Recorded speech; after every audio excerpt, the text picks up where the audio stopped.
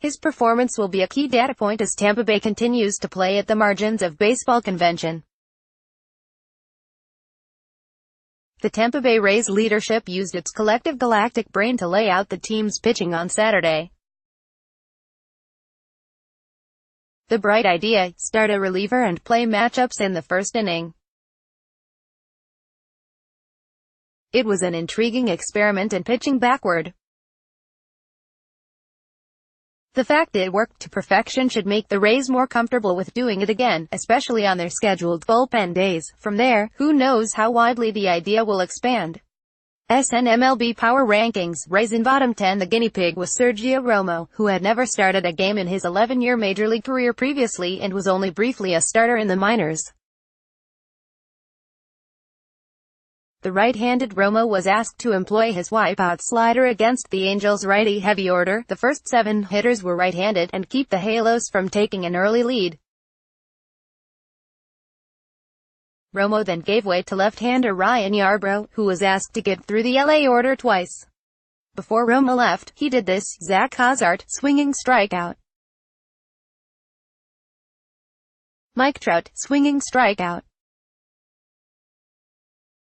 Justin Upton, swinging strikeout. Romo needed just 18 pitches to do that, so, as Dwayne Stotts noted on the Rays TV broadcast, he might be available for Sunday's game. Rays manager Kevin Cash said in a radio interview Friday, per the Tampa Bay Times, that Romo was stoked to get the first inning for the first time, but Romo maybe missed the point slightly. The Rays weren't asking the former Giants closer to get 12 to 15 outs, just 3. The Rays treated his outing as high leverage, and Romo needed to be a shutdown setup man from the first pitch, which he was. Their mindset was based in part on the fact that Major League teams score more runs in the first inning than in any other inning. That's something MLB Network's Brian Kenny noted Friday in lauding the Rays' decision.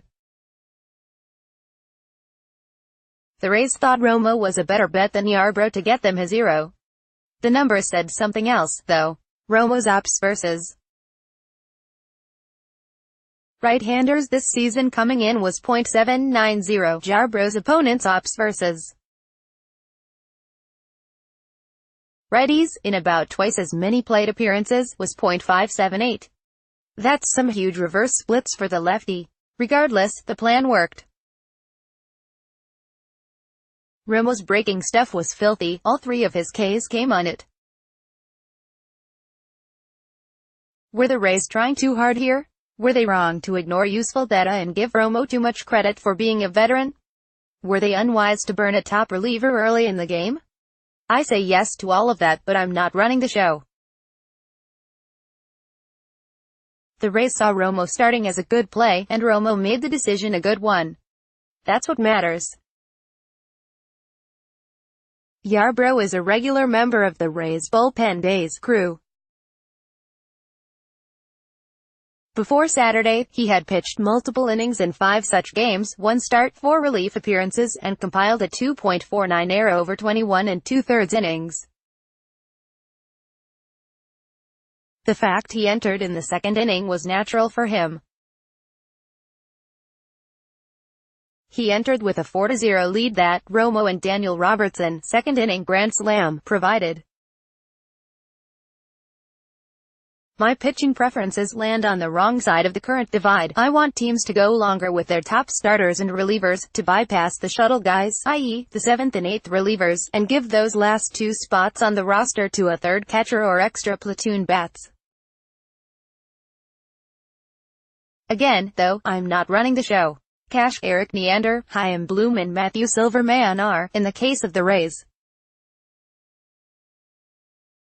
They put their heads together and came up with this plan.